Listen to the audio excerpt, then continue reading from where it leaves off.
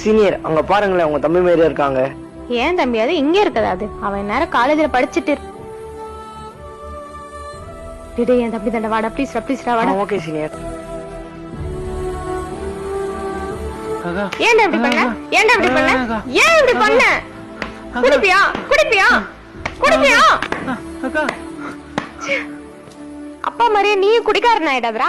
அவருதான் குடிச்சு குடிச்சு குடும்பத்தை கெடுத்தானா நீயுமா? நீ படிக்கணும் தானே, நான் என் படிப்பை விட்டுட்டு வேலைக்கு போறேன். நீயே இப்படி பண்ணா நான் என்னடா பண்ணுவேன்? அக்கா இன்னொரு பொண்ணு ஏமாத்திட்டாக்கா, அதான்க்கா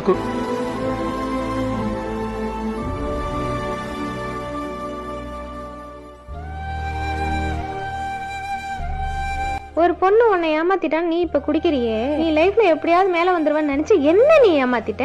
அப்ப நானும் ஒரு பாட்டில் வாங்கி வந்து குடிக்கவா? வேணாக்கா, சாரிக்கா, தெரியாம பண்ணிட்டேன். லைஃப்ல எல்லாருக்கும் சில கஷ்டம் வரதாண்டா செய்யும். இந்த சின்ன சின்ன விஷயத்துக்கெல்லாம் கையில பாட்டில தூக்குனா வாழ்க்கை அழிஞ்சு போயிடும்டா. உன்னை ஏமாத்துறவங்க முன்னாடி உன்னை மிஸ் பண்ணிட்டோமோ நினைக்க வைக்கிறதாண்டா ஒரு போத. அதை விட்டுவிட்டு குடிச்சிட்டு ரோட்ல விழுந்து கிடக்க வேலைமா ஒரு போத. சரி வா, எழுந்து வீட்டுக்கு போலாம். கொஞ்சம் ஹெல்ப் பண்றா. ஓகேங்க.